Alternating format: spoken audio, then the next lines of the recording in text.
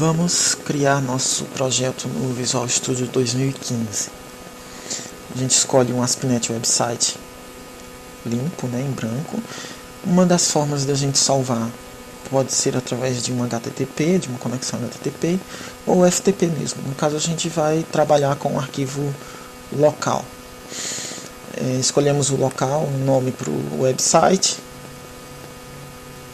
Ele vai carregar uns plugins, algumas configurações básicas, demora um pouquinho. Por padrão, ele vai criar o website apenas com webconfig. A gente não vai precisar disso, porque a gente, na verdade, não vai trabalhar com o ASP.NET. Mas esse é o webconfig padrão básico que ele cria para um novo projeto de website.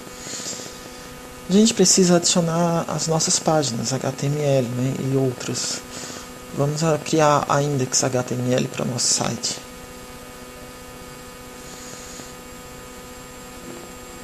A primeira vez que a gente está usando o Visual Studio e criando projetos, ele vai carregando todas essas configurações e plugins. É chatinho, mas é necessário.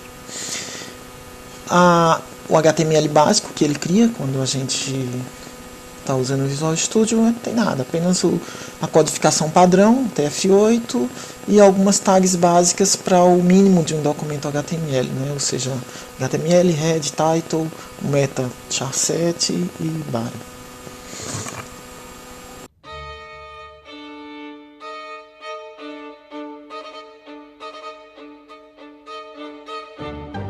Bem, no nosso projeto, na prática, inicialmente, nós temos a declaração de tipo, identificando que é um documento HTML5.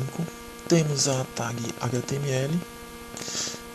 Um dos atributos padrões é o atributo de direção de leitura, ou seja, o padrão para esse documento é da esquerda para a direita. Nosso arquivo manifest foi declarado, mas ainda não foi criado, vamos criá-lo mais na frente. Essa questão é um atributo que o W3C chama de extensões. Aqui a gente está definindo um escopo de contexto para algumas tags que a gente está utilizando, que são algumas tags sociais que a gente vai ver aqui embaixo. E o atributo lang, identificando qual é o idioma da página, no nosso caso, português brasileiro. Aqui no head, no cabeçalho, nós temos uma coisa interessante. Primeiro, modo de compatibilidade do Internet Explorer. Se essa não for a primeira tag dentro de head, o Internet Explorer ignora. O que isso faz? Isso faz com que o Internet Explorer, qualquer versão, ele force o navegador a ler com o que ele tiver de mais recente, o motor que ele tiver de mais recente, o interpretador interno dele. Mesmo que o usuário clique naquele papelzinho para modo de compatibilidade, o Internet Explorer vai utilizar a versão mais recente que tiver instalado no computador. E, bem, como eu estava falando, se a gente não colocar essa linha sendo a primeira dentro de head, o Internet Explorer ignora, ele não vai obedecer. Questão: aqui, como edge, significa que ele vai, como eu estava falando, utilizar a versão mais recente que existir dentro do navegador, o motor que ele tiver mais recente. Mas a gente poderia especificar as versões, tipo, IA 9, ele sempre tentaria renderizar como se fosse uma versão 9, a não ser que o navegador seja uma versão inferior, então ele ia procurar a mais próxima. Mas se for uma versão superior, ele usaria um motor de renderização da versão 9. Outro detalhe importante: charset. É sempre necessário identificar.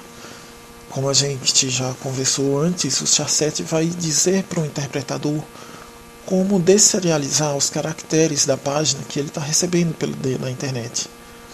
Só que uma coisa: ele precisa estar declarado dentro dos primeiros 512 bytes do documento. Se você tiver um head muito grande, com uma infinidade de metas lá e outras declarações, e deixar o charset para depois, se ele for lido depois do 512 bytes, vai ser ignorado. A página não vai ser renderizada corretamente.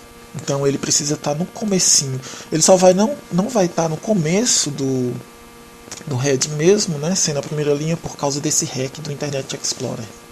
Outra questão. Antes a gente usava muito as classes 8859 do ISO, Latin 1, 2, etc. Só que, devido aos padrões UTF, UTF-8 e UTF-16, que reconhecem uma melhor e maior quantidade de caracteres e de forma mais abrangente, né, em qualquer idioma praticamente, a partir de 2004, a ISO IEC começou a abandonar a manutenção da classe 8859. Então é interessante nem usá-la mais, já que o TF8 supre toda a nossa necessidade de codificação, letras acentuadas, cedilha, etc. O ideal é usar o TF8. Depois nós temos o title.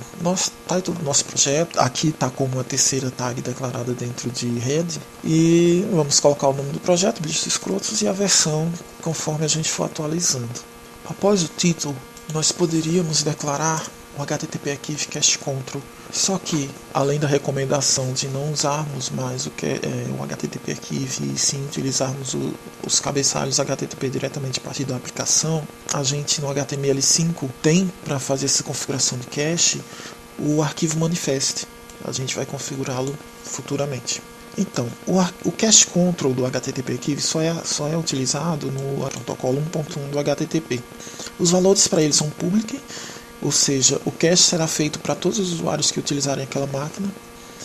Private, só para aquele usuário que está acessando. No cache, nenhum cache será feito. No store, o que ele vai fazer? Ele vai fazer um cache temporário só enquanto o usuário estiver navegando lá naquela sessão, né? Se ele fechar o navegador e abrir de novo, todo aquele cache já foi apagado e ele tem que, se acessar aquele site novamente, tem que recarregar tudo. E já que não vamos usar aqui, era só para a gente comentar, eu vou apagar. Detalhe, se a gente declarar o HTTP Archive Cache Control como no cache, precisa também declarar o HTTP Archive Pragma com content no cache. Porque se a comunicação estiver sendo feita com uma versão inferior ao HTTP 1.1, ela não vai ser reconhecida. Se a gente quiser que o no cache também funcione, a gente precisa declarar esse Pragma, porque ele vai ser reconhecido por todas as versões do HTTP. Content Language do HTTP Archive, agora a gente está usando no HTML5 o atributo lang, que a gente declarou lá em cima na tag HTML. É um dos atributos globais do HTML. Então, também não iremos utilizá-lo. No Content Language a gente declarava o idioma, né, da página, da mesma forma que o atributo lang do HTML faz agora. O Content Type hoje também já não é mais utilizado, a gente utiliza o char7, vai fazer exatamente a mesma coisa, definir a codificação de caracteres daquele documento, no caso o tipo de documento. Expires. Se a gente quisesse declarar uma data fim para o cache no motor de busca desse site, dessa página na verdade, a gente declararia dessa maneira. Expire, e tal, a data. Só que a recomendação, já que ele é um HTTP header, né, instrução de cabeçalho de HTTP, a recomendação é utilizar os cabeçalhos enviados pela aplicação. No nosso caso, a gente não tem interesse, a gente não tem uma aplicação rodando, lógico, mas também não tem interesse que haja uma expiração do conteúdo, né? As nossas mudanças não são tão significativas assim.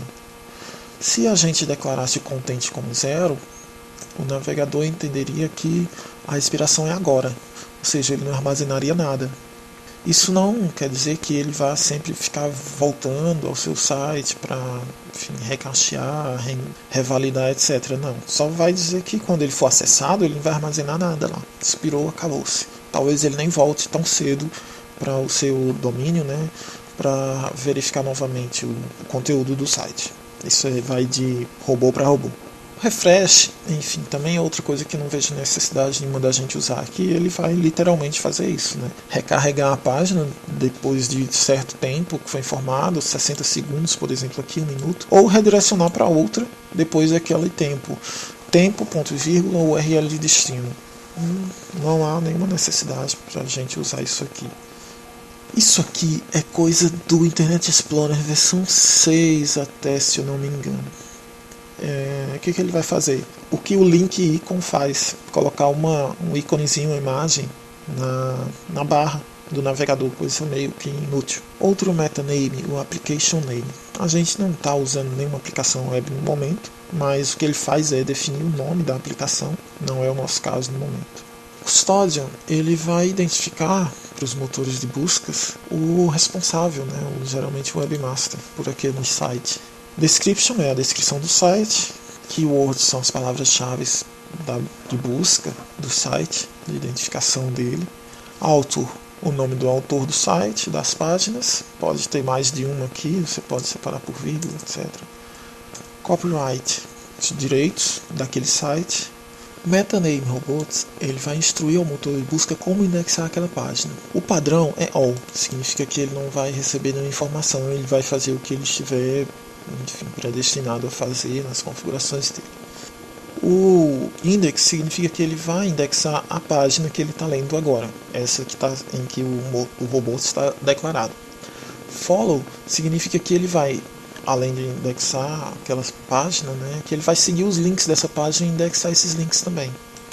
Se a gente informar só index, ele vai indexar só essa página, não vai seguir os links. Se a gente falar no index, ele vai seguir os links, mas não vai indexar a página. Follow, ele vai seguir os links da página para indexá-los. No follow, ele vai indexar a página, mas não os links que ela tem. None significa que ele não vai indexar coisa alguma. O Google utiliza esse no arquive aqui para dizer que não é para armazenar nada daquela página, nem links, nem nada, enfim. Tem um Google Boots também, um Google Boots, e só serve para o Google esse meta, dizendo o que o Google vai fazer com aquele site. Os atributos são os mesmos, tá?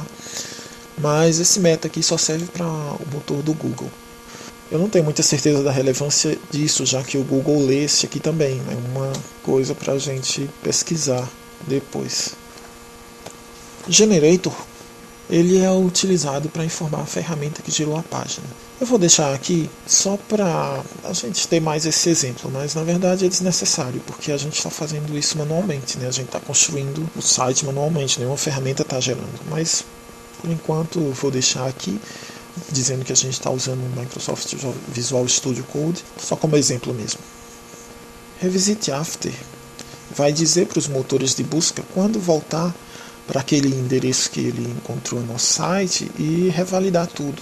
Então daqui a 20 dias, quando a página for indexada no motor de busca, ele vai voltar e vai ver se tem alguma atualização, reindexar e tudo mais. Rating é tipo uma censura, vai dizer tanto para os interpretadores quanto para os motores de busca, os spiders e tudo mais, qual a faixa etária de conteúdo recomendado daquele site.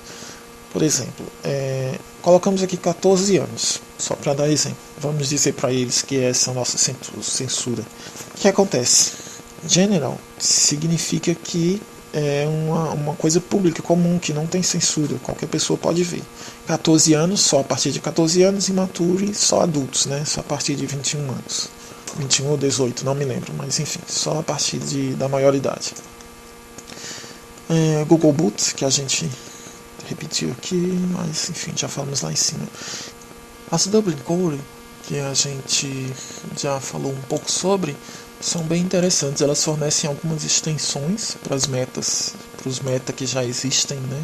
Os metanames que a gente já viu acima, e alguns adicionais muito úteis para os motores de otimização de busca. Por exemplo, a gente precisa definir um escopo a mais para os Dublin Core. Por quê? Porque nem todos ainda são padrão do HTML mesmo, né? Assim, fornecidos pelo esquema do W3C. Eles são apenas do Meta Extensions, então a gente precisa declarar o escopo com o namespace que está sendo reconhecido lá pelo Meta Extensions, porque aí sim a gente vai conseguir validar essas tags que a gente está usando aqui. O que a gente tem nos Dublin Core? A gente pode informar uma data de modificação do site, por exemplo, hoje nós estamos modificando, é o dia 21. A data em que ele foi criado, fica imutável, né?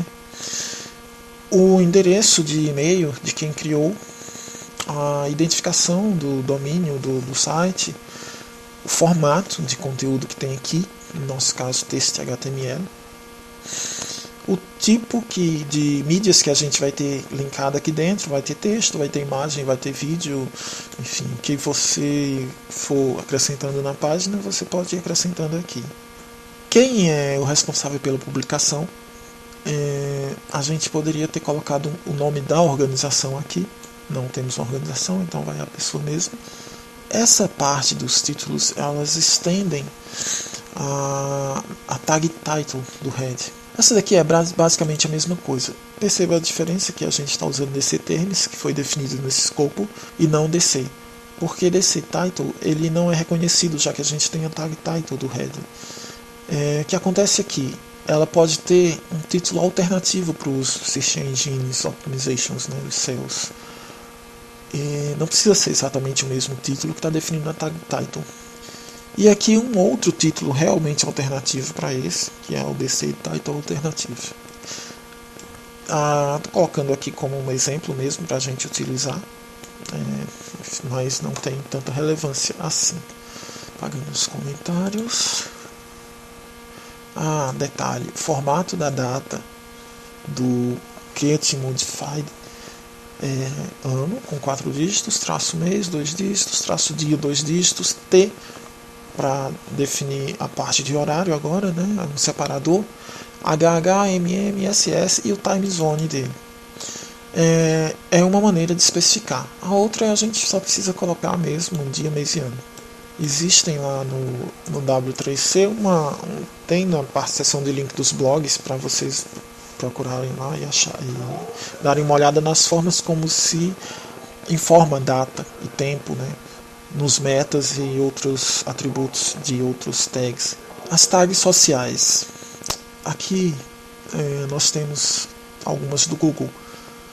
Por exemplo, o item, detalhe, como não é um metaname ainda não está validado, né, 100% validado pelo Meta Extensions, então ele não se tornou um name ainda. Mas o Google reconhece sem problema, já que até porque foi ele que criou, né? Item prop name, bichos escrotos, vai dizer que o nome do compartilhamento vai ser o nome que a gente deu aqui, bichos escrotos. A descrição que vai aparecer no compartilhamento também vai ser a que a gente colocou aqui. A gente pode definir uma imagem, depois eu vou definir alguma, e é isso, é o que vai aparecer por padrão quando alguém tentar compartilhar essa página no Google Plus ou em outras ferramentas do Google. Twitter tem mais. Twitter Card vai definir uma imagem grande para quando a pessoa compartilhar aquele link, né, o link da sua página. O site não é o endereço do site, é o endereço de Twitter do autor daquela página, daquele site. O título, repetindo, né, o título do que vai aparecer no compartilhamento, a descrição, o creator, o site é o endereço do Twitter do site, né, do blog, enfim, do que for lá. E o creator é o endereço do Twitter do criador, do mantenedor do site. Aqui a outra imagem, a imagem menor, né, que vai aparecer lá no compartilhamento, porque isso aqui também vai a imagem grande e a imagem pequena vai depender do aparelho que o usuário esteja utilizando, né, da tela que ele esteja vendo. O Facebook tem muitas. O Facebook usa o padrão dele, que é o Open Graph. Título, o tipo, aqui poderia ser blog, poderia ser, sei lá, qualquer outra. Vocês podem dar uma pesquisada depois disso aqui, porque os tipos são diversos. Tem blog, tem tipo específico para sites de música, para sites de vídeo e por aí vai. A URL do site, a URL padrão, a imagem padrão que vai ser exibida, a descrição, o site name é uma extensão de title, um título alternativo. Locale é o idioma da página. Session é uma seção que você definiu para aquele conteúdo. Essa parte aqui geralmente é utilizada em blogs. Eu coloquei para a gente ter como exemplo, mas para nós é meio que inútil porque não se trata de um blog. Article tag é a nuvem de tags para aquele artigo. Se fosse um blog, por exemplo, então nós poderíamos colocar aqui todas as tags daquele post separados por vírgula. A data e hora que foi publicado, a data e hora que foi modificado. Vamos atualizar aqui.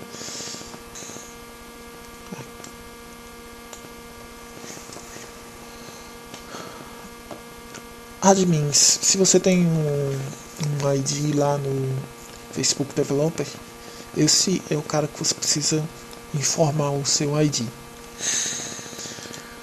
E outras, né? As imagens aqui que nós não temos ainda, a gente pode definir a largura da imagem, a altura da imagem e etc.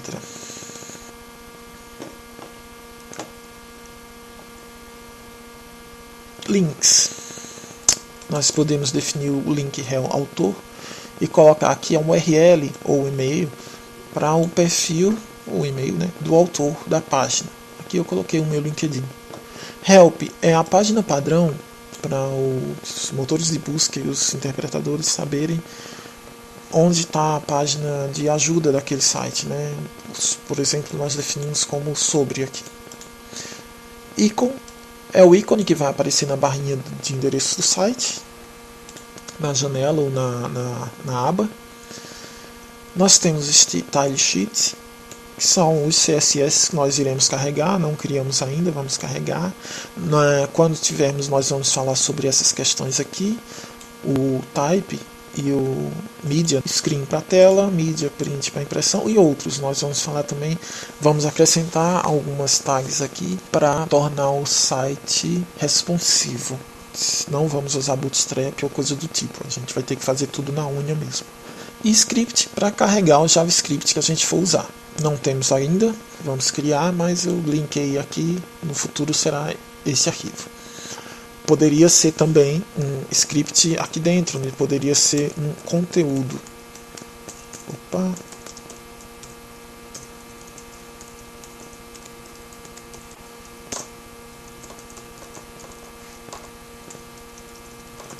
Poderia ser um script com conteúdo. No nosso caso, nós vamos usar um script com arquivo externo. Esse é o nosso head por enquanto. Não vamos entrar no body agora, porque nós vamos discutir em detalhes, né, tudo que está sendo utilizado aqui. Mas enfim, body e finalizamos o documento HTML.